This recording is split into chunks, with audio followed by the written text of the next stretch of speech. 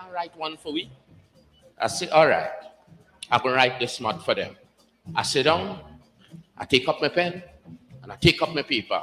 I start to write my smut. Play the thing, play.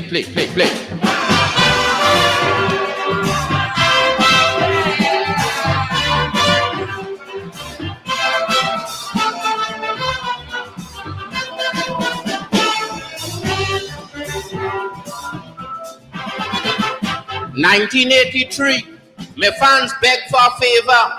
I decide to help them, so I write this soca. Last year they come back with a different story. They say they want something smutty about Gino Dorothy. Now on my fans, you know your future depend. So I sit down to write this smut only to please them. But as I take up my pen and my piece of paper, and I write out the first verse, listen what I remember. Oil money come, oil money go. Poor people remain on the pavement and ghetto. When Mr. Divider start to divide the bread equally, I go in and finish the whole damn calypso about Dorothy. How I jam she, how she jam me, how we back, bread and we roll back. But once my people keep fighting for equal share of the cake, wait Dorothy, wait Dorothy,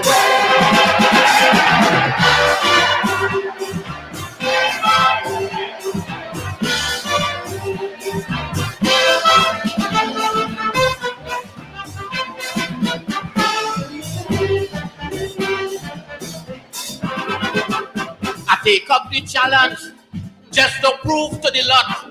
I decide to show them I could write a smut about this Dorothy woman who come down to the island and we happening with Bachi when we come out the steel band. Look, I done hire two girls to put on some short thing. Was to come on stage and show how Dorothy whining. But it's a wrong thing I'm doing. So when I strike up the first note, suppose Jaja punish me with a stroke in my one throat. Because the Ku Klux Klan office still Alabama, and in Brixton, England, my people still under pressure. Anytime I see that South Africans are free, I go in and finish the whole damn calypso about Dorothy. Oh, I jam she, and she jam me. Oh, we back, and we roll back. But once my people keep fighting with so much children life at stake, wait, Dorothy, wait, Dorothy,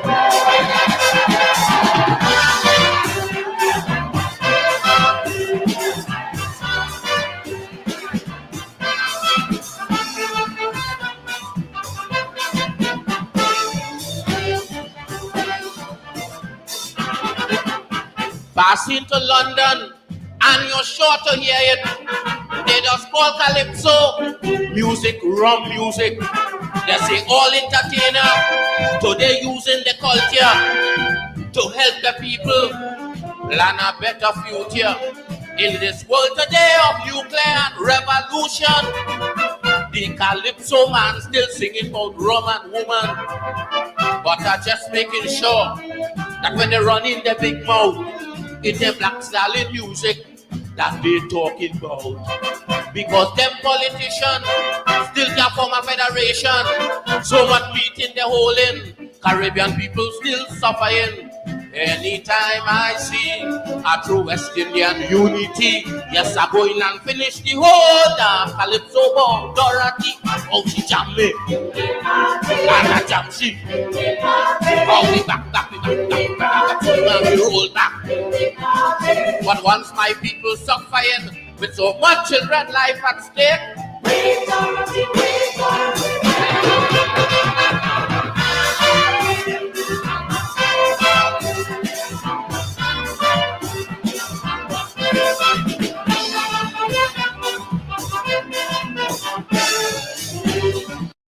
It was just singing it, and I remember from the first night I sang that song in Arima, I remember that Jonas and Duke was there, and the next night they came over to the tent, And Chuck was just saying, well, boy, I consider myself a composer.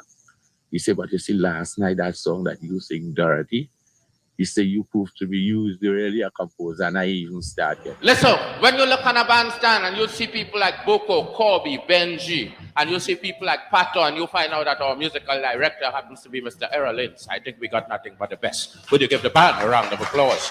Would you give the band a round of applause? Would you give the band a round? And 4 beautiful sisters doing some beautiful chorus work for us. We call them the Review Angels. Give them a round of applause. Give them a round. Listen, you know it's my biggest problem? My biggest problem is my fans and them. Last year they come knocking down my door. Black Stallion, Black Stallion. I said, well, what happened? They said, listen this. You know all the other singers just sit down and write a little smut now and then. You mean you can't write one for we? I said, all right. I can write the smut for them. I sit down, I take up my pen, and I take up my paper. I start to write my smut. Play the thing, play.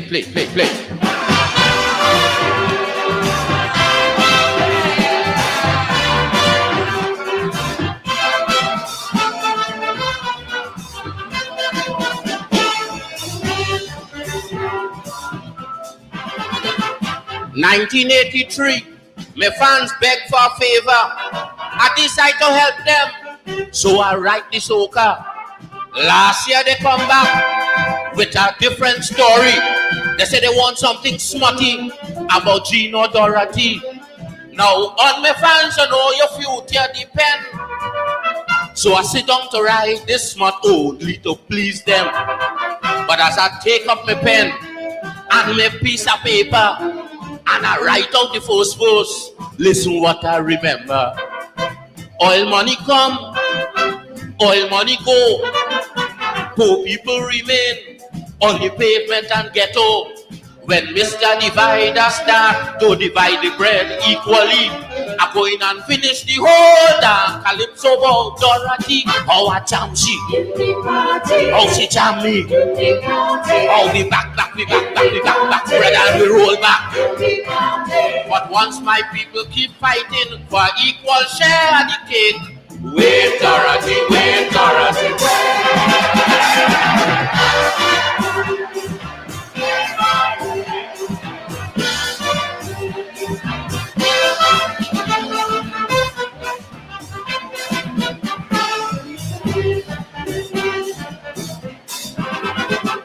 I take up the challenge just to prove to the lot.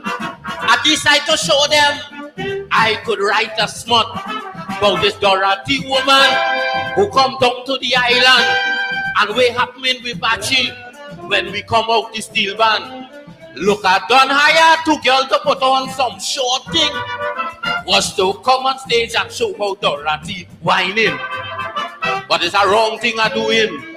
So when I strike up the first note, suppose judge punish me with a stroke in my one throat.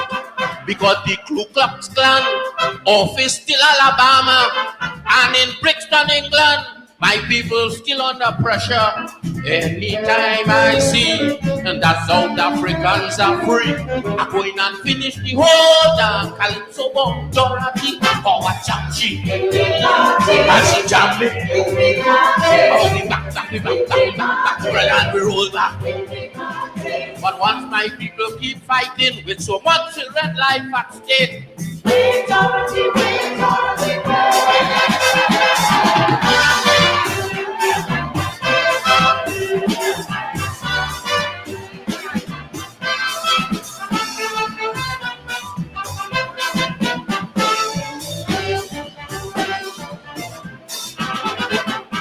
Passing to London, and you're sure to hear it.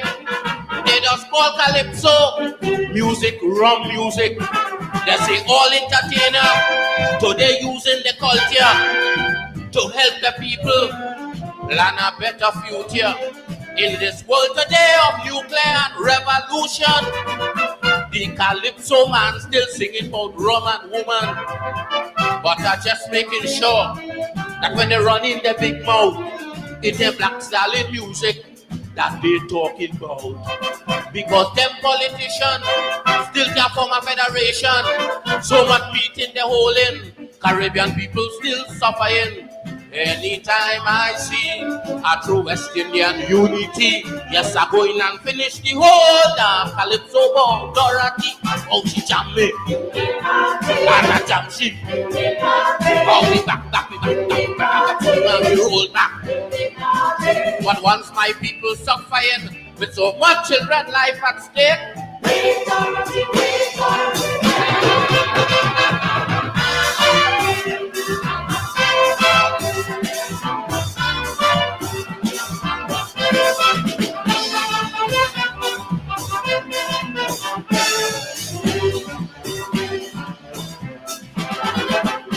for verse and chorus is too much of lyrics.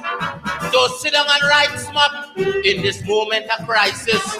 My head saying yes, but my heart saying no. And I just follow my heart when it comes to writing Kaiso. Now to all my fans who want smart, I'm very sorry. But my pleasure does always come second to my duty. And my duty is to make sure that my people life happy. And anytime that thing happen, we go jam down Dorothy. Because so much of famine in Ethiopia, assassination, I say going on in India. Anytime I don't have to live with them frightful things around me, yes, I go in and finish the whole damn Calypso ball, Dorothy. Oh, I jam she, and she jam me. Oh, we back, and we roll back. But once my people suffering for an equal share of the cake. You are watching Caribbean Hinds'Sight TV, where history flows and culture grows.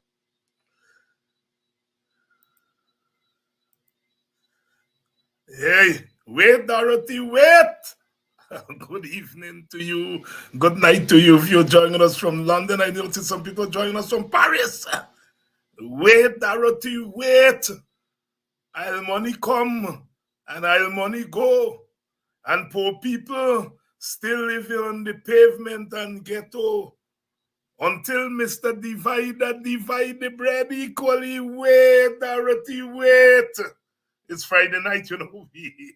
In the Caribbean, we like to jam on the Friday night. But we jamming some conscious jamming. Black Stallion, Dr. Leroy Calise, my boy, working class voice.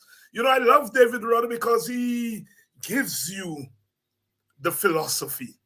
I love Chalk Dust because Chalk Dust goes to the drug we call the name.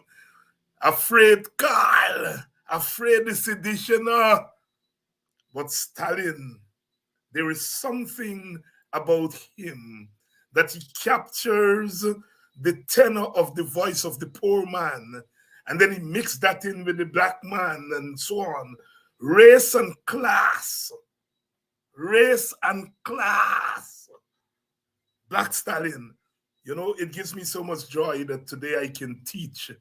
I can use a song like Wait, Dorothy, Wait, which is a classic. A classic. I can use a song like that instead of a book and teach people across the world about our Caribbean using those lyrics. Those men never graced the inside of a university, but their lyrics are now being used to teach people in university. And we're in university right now, University Without Walls. University Without Walls. Black Stallion bringing us in on Friday evening. Oil money come and oil money go. And poor people still live on the pavement and ghetto. When Mr. Divider start to divide the bread equally, then all of we gonna jam down Dorothy. The metaphor of Dorothy is the time when all of us are happy and all of us get what we deserve, then we gonna party with Dorothy. Until that time, wait, Dorothy, wait. The struggle is on. The struggle is on. Good evening to you all lovely people and welcome again to Politics 101. Black Stallion starting us off. Somebody send me a calypso today. Hey, why I love public education is that you are able to move people to discover things for themselves. And somebody sent me a calypso today about Apanjat by the Lord Melody. I'd never heard that one. And I consider myself a student of calypso, especially conscious calypso. I'd never heard that one. An hour later, somebody sent me it again. Then about half an hour later, see the opposition leader, Mr. Norton, forwarded to me. This is why I love doing what I am doing. We're not just teaching people, people are teaching me.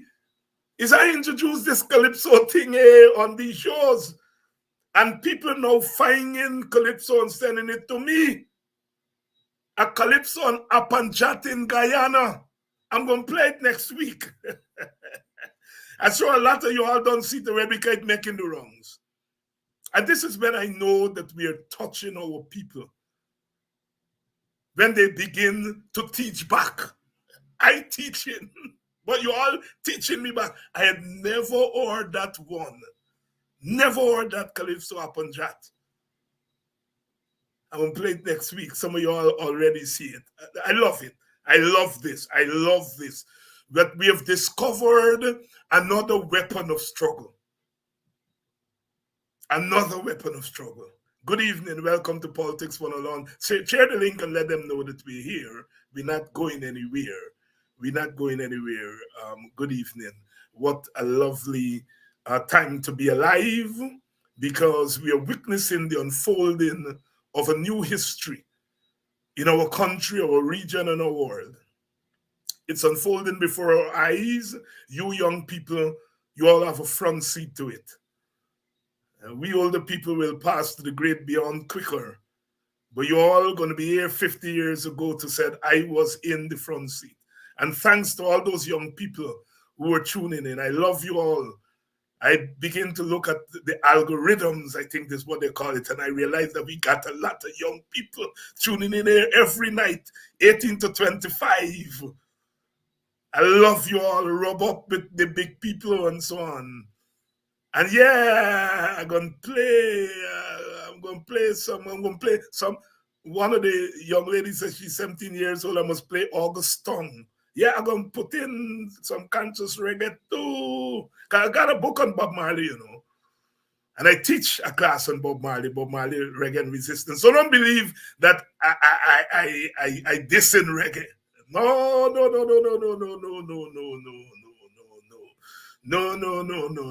So you're going to get August Tongue next week, Miss Young Lady.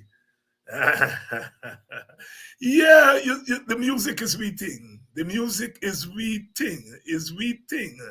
And we got to use it when we're fighting. Good evening to all of you. You know, the discussion is going on about whether we have anything to celebrate coming out of the local government election. And a lot of discussion, you know, on a lot of threads on Facebook and also all over the place about the local government election. Very good. You know,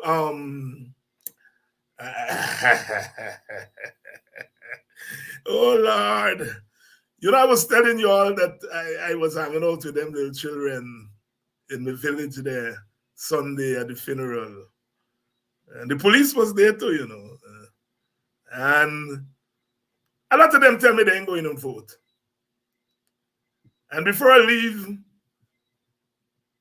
some of them pull me one side. Said, Dr. Hinds, we ain't going to vote. But if they try to rig the election in this village, we're going to defend the ballot boxes. Remember, Brother Ogunse was on, he hinted that I wasn't talking the old story about what them young people tell me. And I laugh because, and I understand him, Mr. Gentleman. went to Melanie. I talked about the Melanie story. He went to Melanie and tried to force his way into the voting place. And he was stopped by a young policeman, I understand.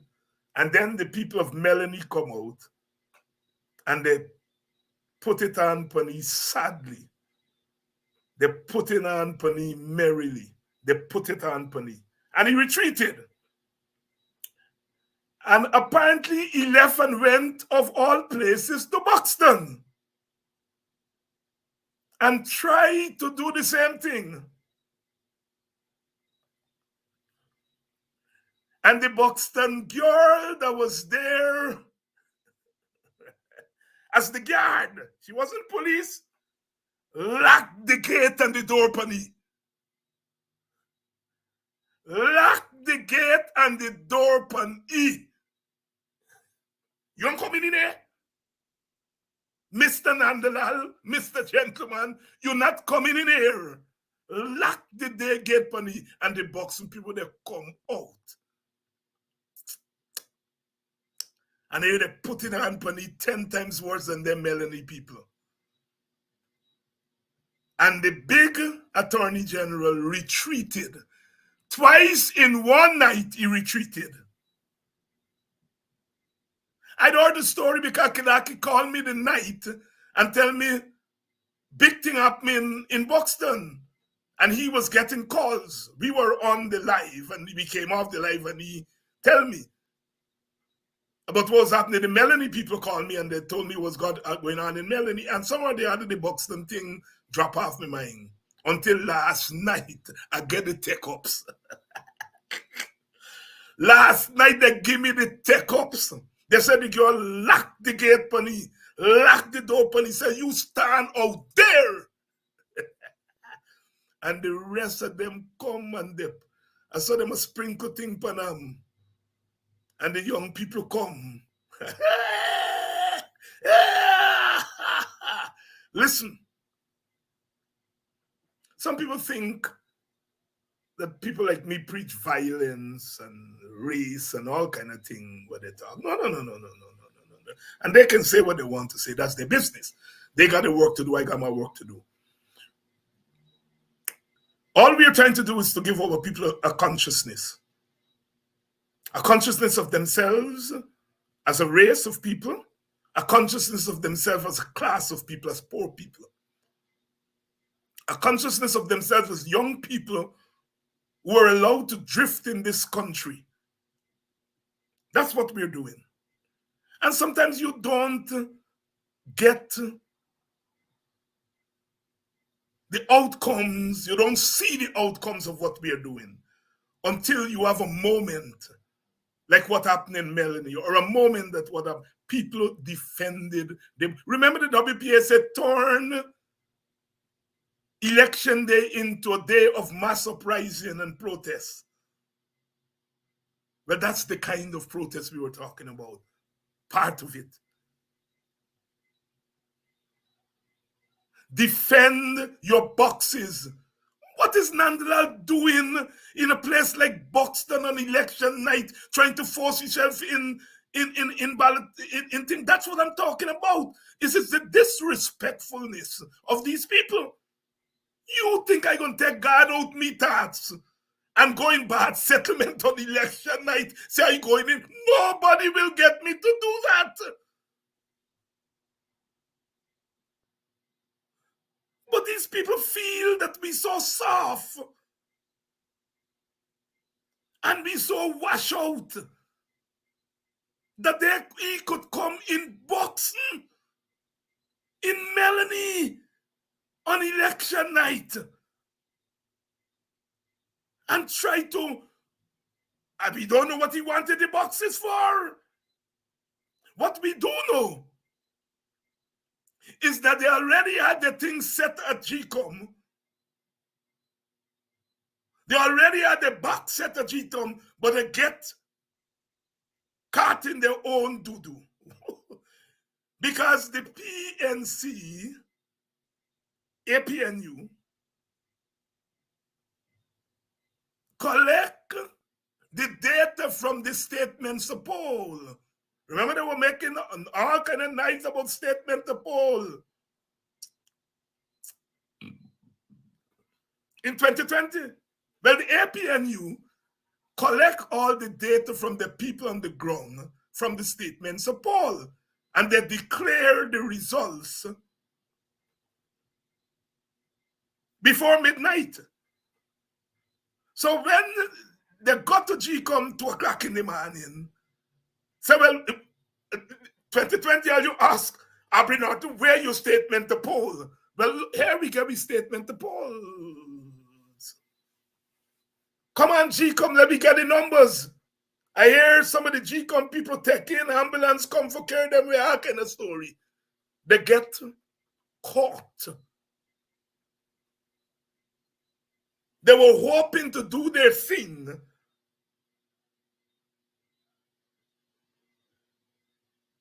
But the APNU people outsmart them. And the people who had the results from the statement to poll and ready, they got cocked. So what is Nandalal doing in Melanie on election night trying to go in to a polling station? What is he doing? I'm waiting on Mr. Nandalal, wonderful chappy from next door to me there in Annandale, we say Annandale.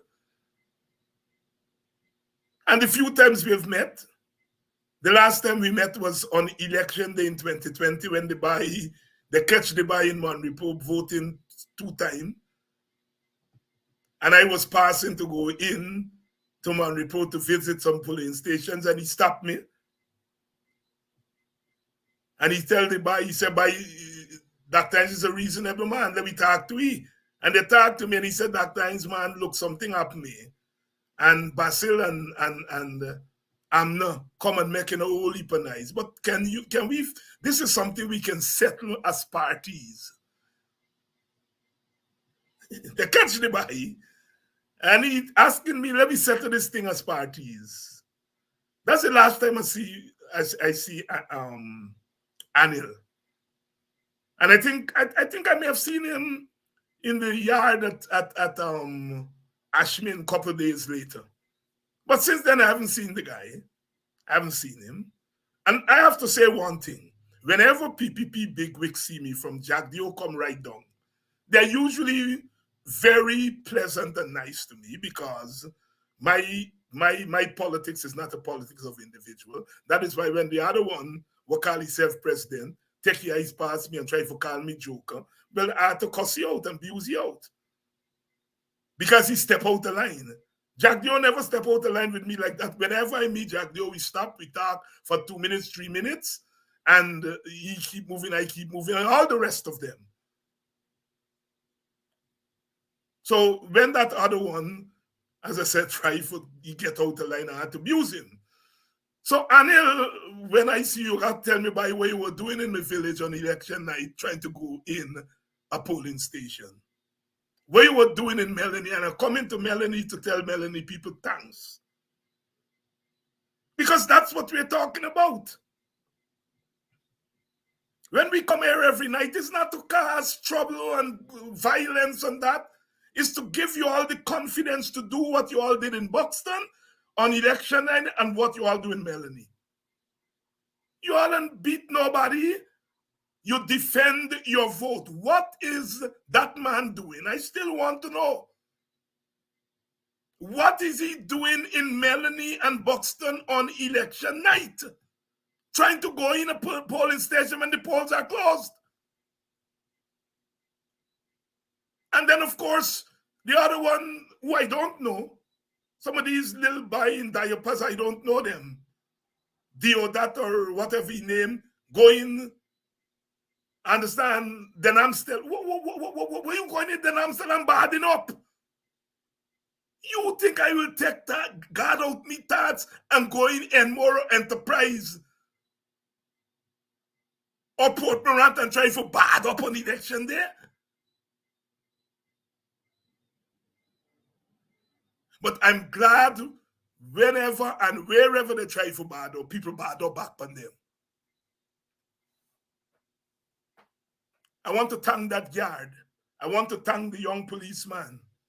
I want to thank the people of Den Amstel, the people of Melanie, the people of Buxton.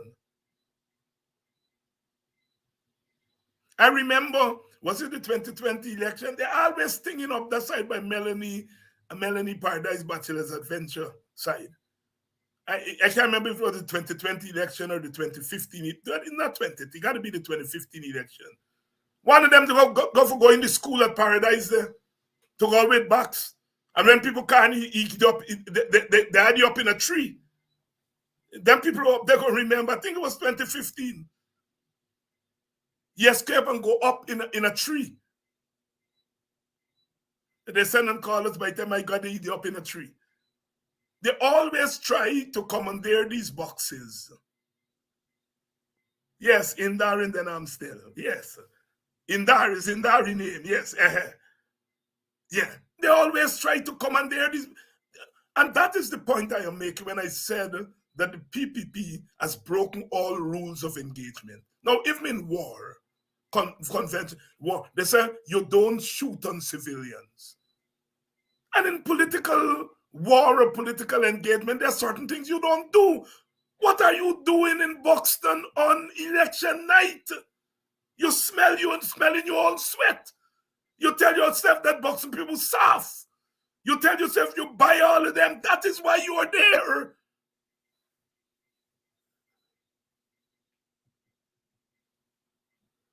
So here's the story.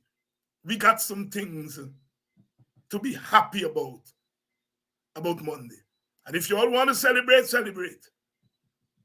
We got some things to celebrate. We were able to defend our votes.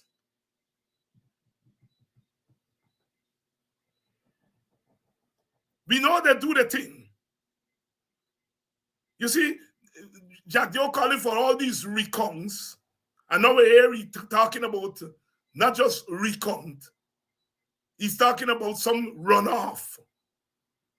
Because they had the thing fixed in their AGCOM. But because all you do, you all work.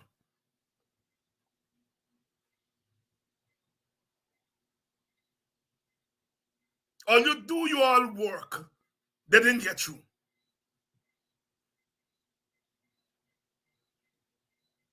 So that is why they're like fish out the water. Is there some things for us to celebrate? Yes.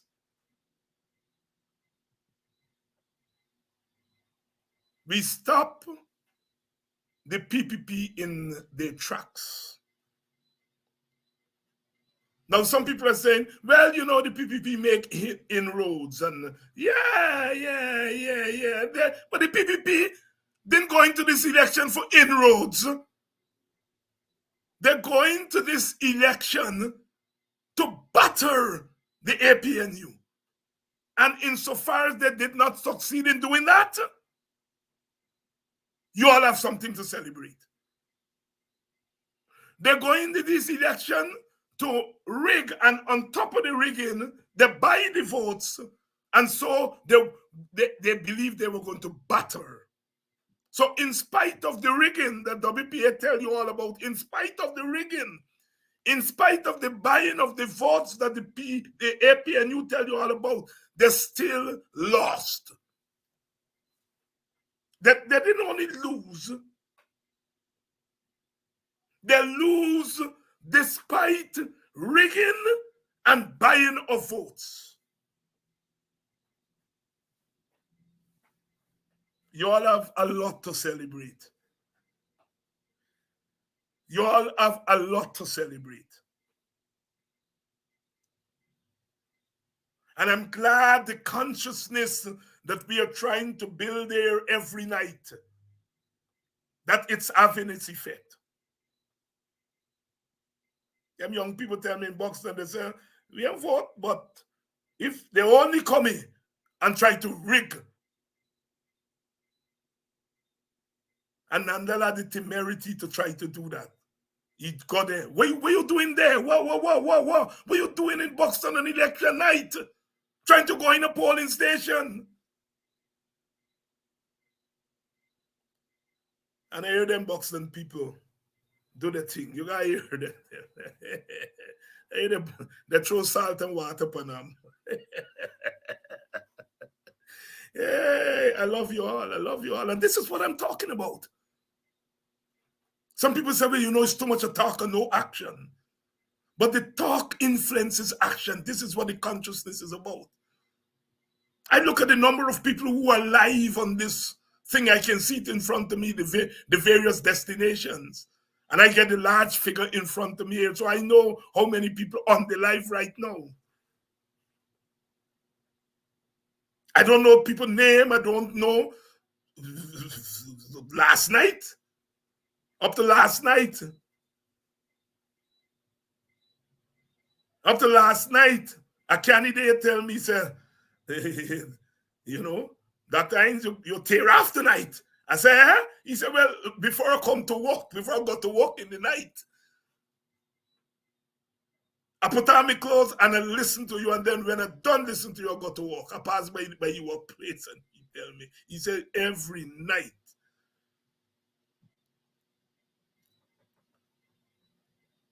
So we have a lot to celebrate. We have a lot to celebrate. A lot to celebrate. In those Indian areas where we pick up a little 20 vote, a little 30 vote, a little 40 vote, I want to congratulate those Indian brothers and sisters for their courage. Because in this war, it takes courage to go as an Indian person and put your ballots for the APNU. Some people think that when you talk about black, you're anti-Indian, you know? But I think some Indian people understand that better. They know that saying you're pro-black don't mean you're anti-Indian. Yes, Father's Day is coming. I think Father's Day is Sunday, no? I'll give you all a wonderful Father's Day present.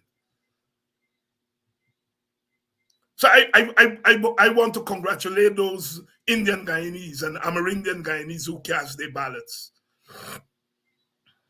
But it was Georgetown they were after. And listen what Jack Dio said. We are going to help the areas where our candidates win. So, you heard the man. I suppose the local government elections were about helping your city. And the city of Georgetown is the capital of the country. The town of Linden is the gateway to the interior. If you are a patriotic government, you would want to clean Georgetown, clean Linden, regardless of whether you win them in the local government or not. But no, you want to show that the APNU can't run the city. So you starve them, get the place stinking up and flooding up in order to prove they can't run the city. But more than that, and you all know me, I got to take you all to the subtext to show that black people nasty. I remember when Granger win in 2015, all you remember? Nobody said anything to the people of Georgetown and Guyana. And I remember people start clean up Georgetown. Nobody tell them anything. Granger didn't tell them anything. They clean up Guyana.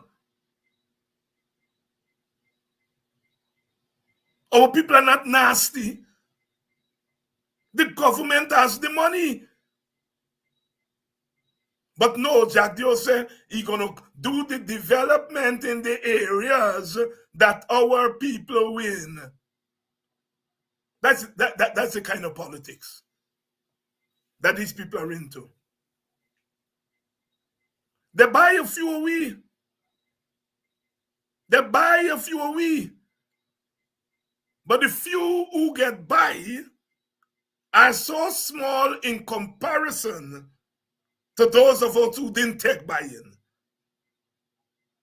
So here, Mr. Jack Dew, we increased our votes in South Georgetown. Well, they don't have, we win among African Guyanese. African Guyanese did not listen to the race thing. So, because you get a few votes in South Georgetown, is African Guyanese. Indian Guyanese and live in South Georgetown. You get a few votes in Sophia, Indian people and live in Sophia.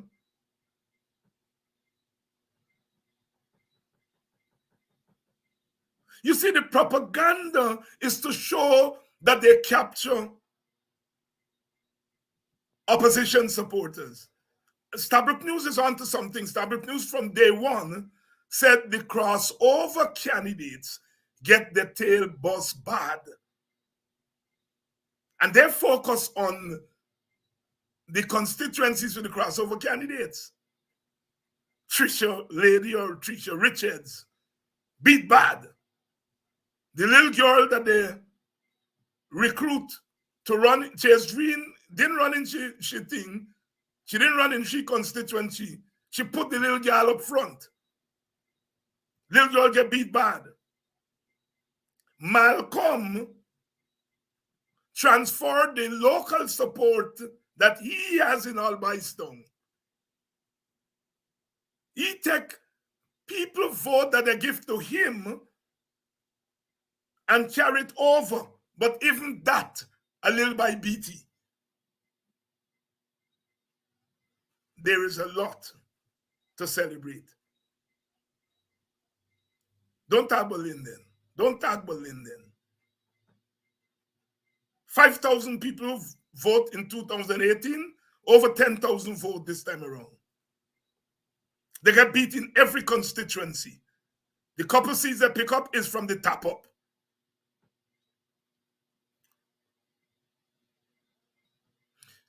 And the statisticians are hard at work. And the statisticians will tell us that in absolute terms, the numbers are on the side of the coalition. The APNU, sorry. PPP laws big. That is the bottom line. Now, when we talk about the way in which they rigged the election, first of all, and I hope the economists, they're going to begin to calculate how much money the PPP spent on each vote they got. Billions of dollars is spent. And I hope the economists are going to work. The cash grants at the schools that they share out 3 months earlier, that is part of the rigging because those grants were intended to buy votes. So we have to put all that cash grant money into the vote buying section, the vote buying column. And I asked the economists to calculate all that money with the cash grant, the education cash grant. Because the education cash grant this year was not about education, it was about buying votes.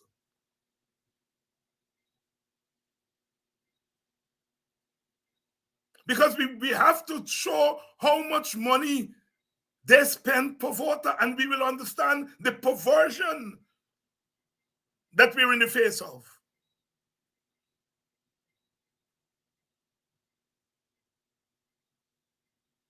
How can the Minister of Education watch people in the face and tell them that it was just a convenient time for the teachers?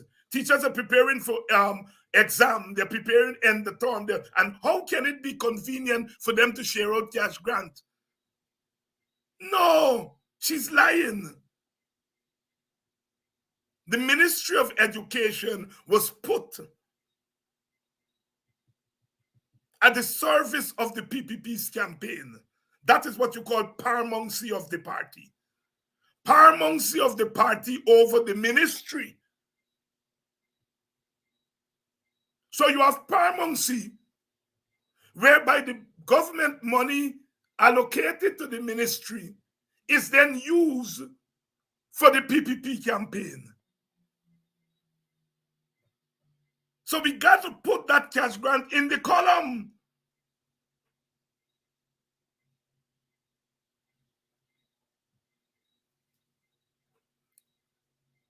What about the people them who they give the $40,000 work, part-time work?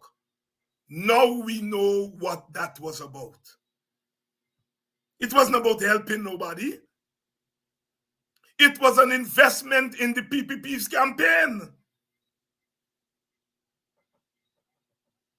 So you start paying these people a couple of months before the election, giving them the $40,000. They try it this month, they try it next month. By the third month, you tell them, well, no, you all got to go and campaign for us.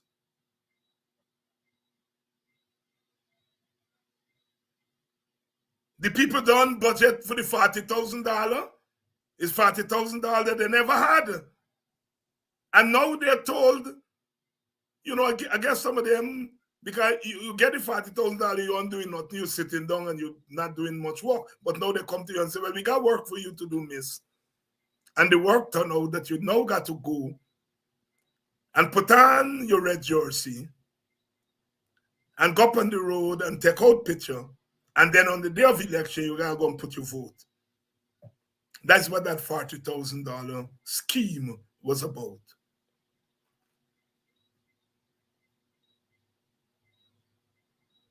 It's brazen, it's stinking.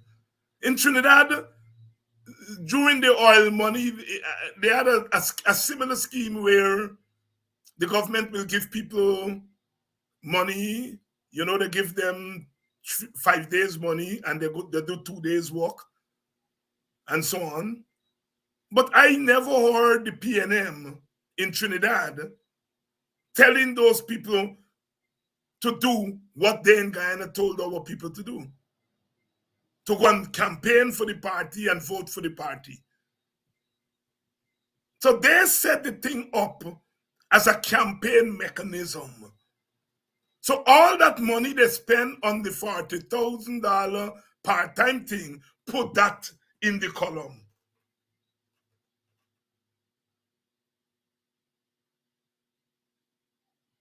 What about the contracts? That they went into the villages and the communities and give to selective people. You give the contractor the contract, and then the contractor employ people. So you buy the contractor by giving him the contract, and then now he going and buy other votes for you because he now going and employ workers. So that whole thing about giving contracts to people was part of the PPP campaign. So the ministry under Bishop Edghill, just like the Ministry of Education, and whichever ministry the $40,000 fall under, I think that's the Ministry of Social Services, we are seeing how each ministry is brought into the PPP's campaign. Paramountcy of the party over the ministries. So the ministries are no longer doing the work of the government, they're doing the work of the party.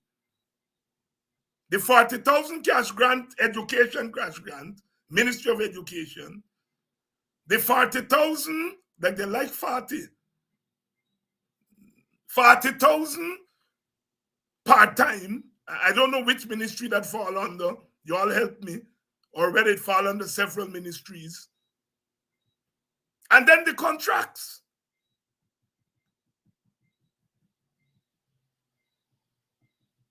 The bridge and them where you build 1 day before election, 2 days before election, all the money, put it in the column.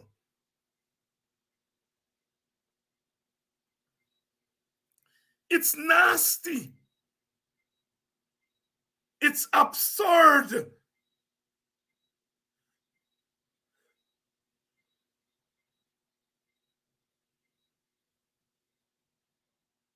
The way in which these people behave with the public purse. Paramountcy of the party. This is a word that was made popular during the Burnham days in 1974, the Declaration of Sophia, where the PNC declared the party paramount over the state. And everybody cried on the PPP, the PNC, including myself. We never believed you would have lived to see paramountcy again, but here it is. And people are writing and saying how the PPP out-campaigned the coalition. No, you didn't out-campaign the coalition. The APNU out-campaign you because you use the government to campaign for you.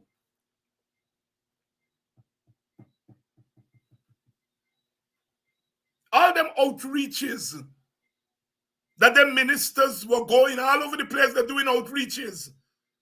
When you as a minister going to do outreach, you're carrying ministry staff with you. Is ministry car driving you or not car, they get them big vehicle now. You're using the ministry resources ostensibly to go and do outreaches. But now we know they weren't outreaches, they were campaign events. So the public servants, instead of serving the public, were serving the party. Are you hearing me?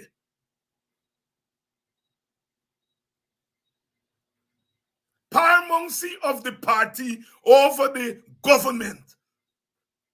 Because all them government ministers from all the ministries that were going on these outreaches, they're carrying staff with them. They're using vehicle, they're using refreshment. All these things are being paid for by the ministry. Paramountcy of the PPP.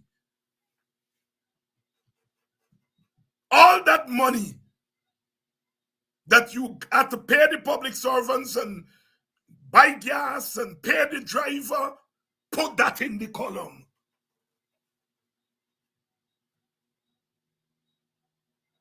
You all seeing what these people are doing? You all see what they're doing? Let me come now to the media. NCN, the government media. Let me deal with them first. The government media, everywhere government ministers go, they cover them. Every time Jack Dio talk, the whole paper next day is about what Jack Dio said at the press conferences.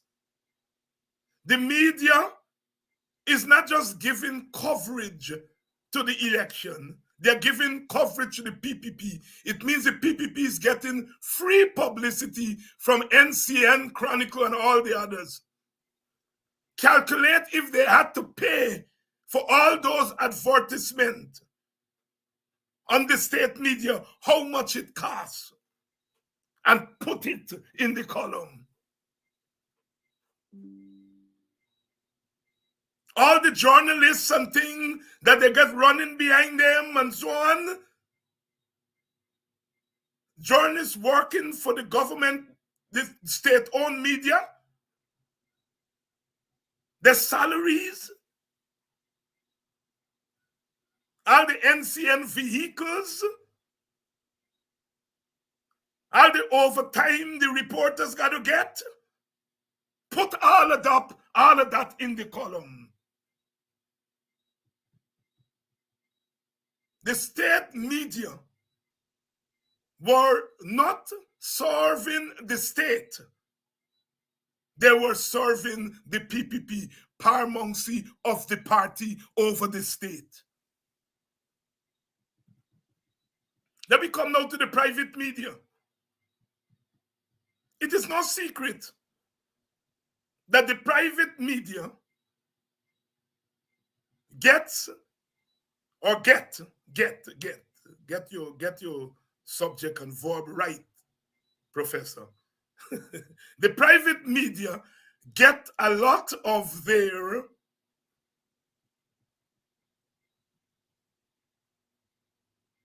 revenue from government ads.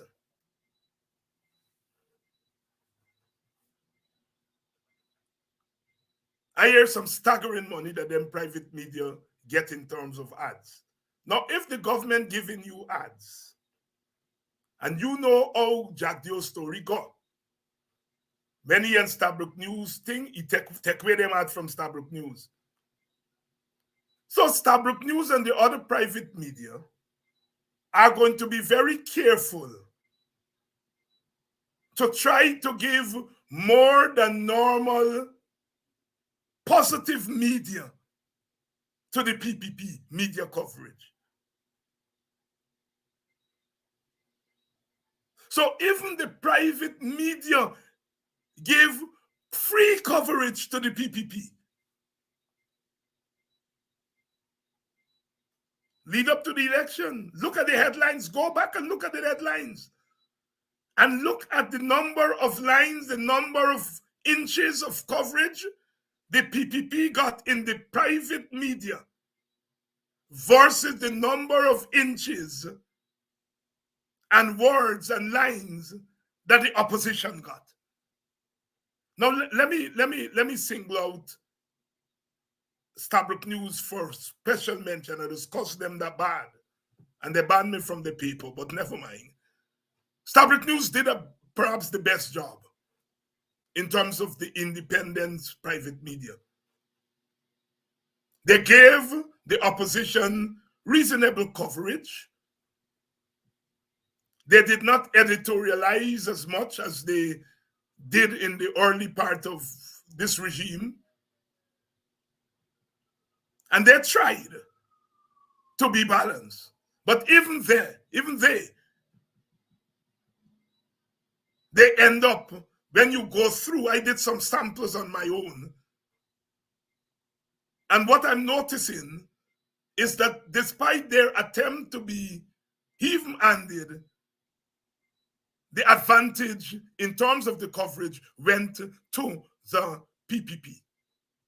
So take all that money that they would have had to pay, or they already pay in ads to the private papers, and then they get good coverage. Take all the money and put it in the column. Because the media are very important when it comes to an election. And if you have the advantage in the media, an unfair advantage in the media, then that is part of the rigging. It is very important for us to understand what happened at this election. And people are human beings.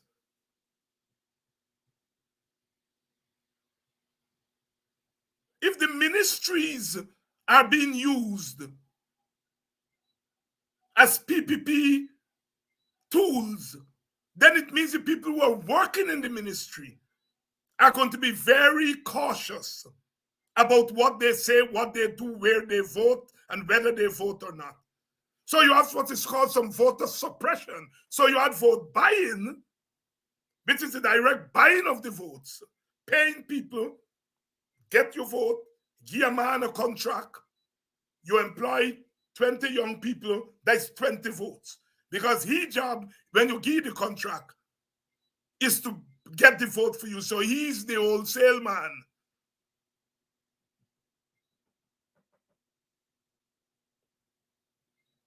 So not only did they buy votes, but in many cases attempt to, because they buy the votes, but they didn't get the votes. People cut them and all kind of thing. I hear people scratch up them ballot, spile the ballot them intentionally. that you're crying 154 spied ballots in one thing is a lot. But it's a lot because 154 that you try for buy. And the people smart you. They spile the ballot, Barrett, because they get sense. They're not stupid as you think they are.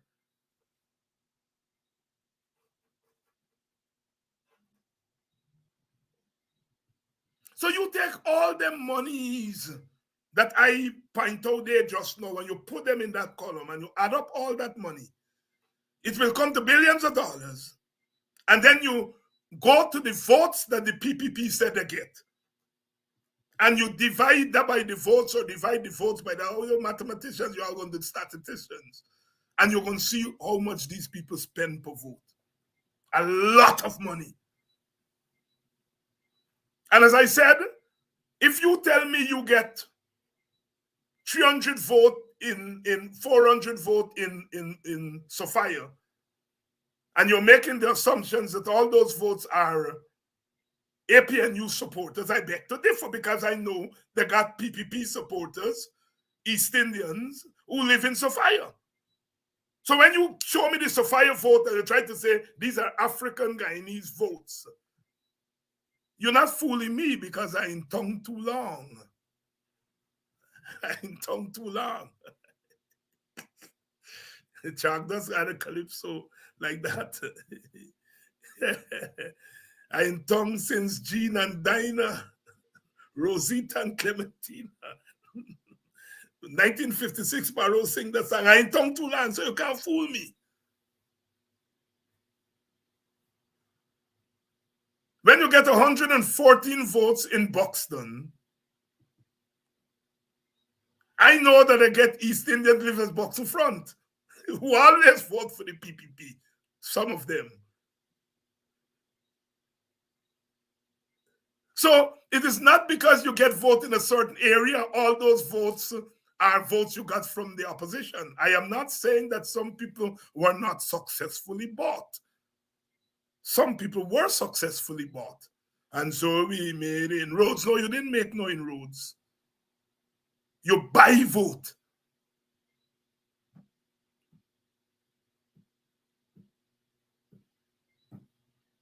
You buy vote. You see, you won't try to buy me vote. First of all, I'm not for sale. Second of all, you know what I gonna want for my vote? If you come to me, Mr. PPP, and say, David, I ain't want to buy your vote, where's your price? Get the hell out of government. That's my price. If you want to buy my vote, get the hell out of government. That's the price of my vote. So, sisters and brothers, you all have a lot to celebrate.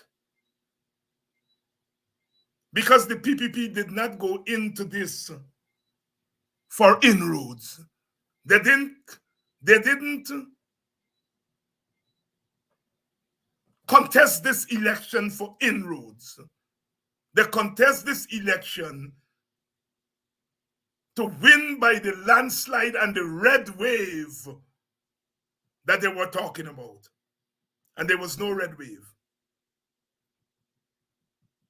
In fact, the ordinary people of Guyana, in particular African Guyanese and Amerindians and Indian Guyanese, who decide to turn their backs on the PPP,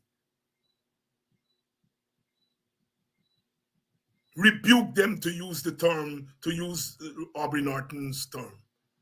And there is one other factor in all of this, and that is the Indian Guyanese turnout for the PPP supporters. Now, this is what happens.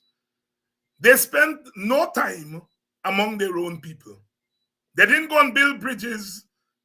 They didn't go and try to buy vote in the Indian community. They left the Indian people out of the story, and they concentrate on the opposition side.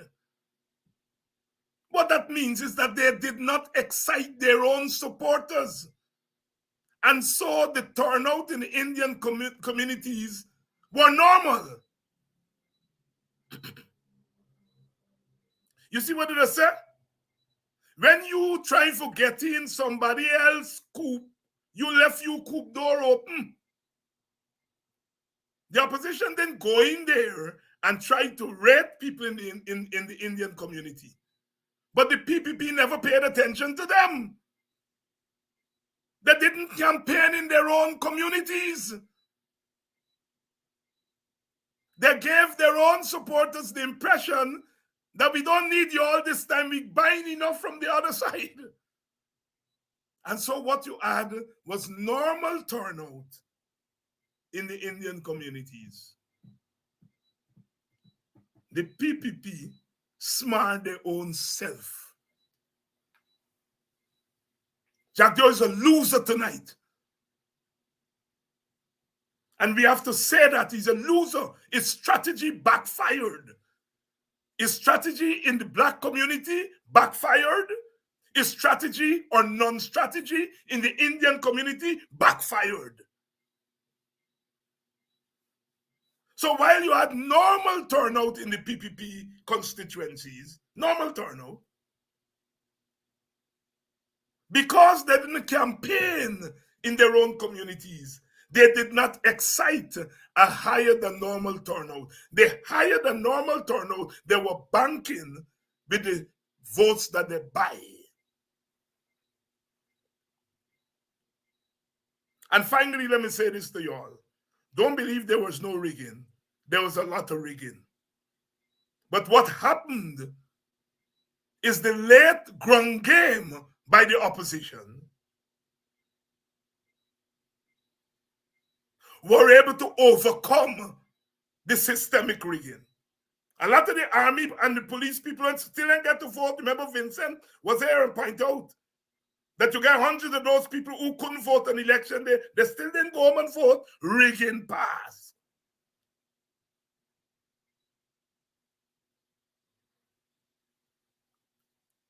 I got a lot of complaints about ID cards. At Strathspey, I understand. I catch them there with the ID card 2020. I heard they try the ID card thing again. So they get votes through multiple voting. Or, well, not multiple, well, it's multiple voting, but it's really, you know, people voting with different identity. They got that. And of course, because the opposition was able to repel them, we're not talking a lot about those anomalies. I hear them saying they weren't anomalies. There were a lot of anomalies. But it's just that on election day itself, you all were able to beat the buy-in and beat the early rigging. That is what happened in these elections. They rig, they take free vote. That is why when the APNU turn up at Critchlow and say, all right, we want to come, it take them 2 days to come couple vote. Can they get caught? They get caught. So sisters and brothers, there's a lot to celebrate. But as Black Stalin said, don't worry the winding up now. Tell Dorothy, still wait. Tell Dorothy, wait. We're going to wind up and jam up with Dorothy when we win the final victory. For now, tell Dorothy, oh God, are you come out in a big number tonight? Jesus, Lord. Mr. Duncan, you might buy me a couple beer by. Oh, Jesus. Oh, God, plenty here tonight. Sherrod, you ain't gonna buy me beer by. I think I'm beating you tonight.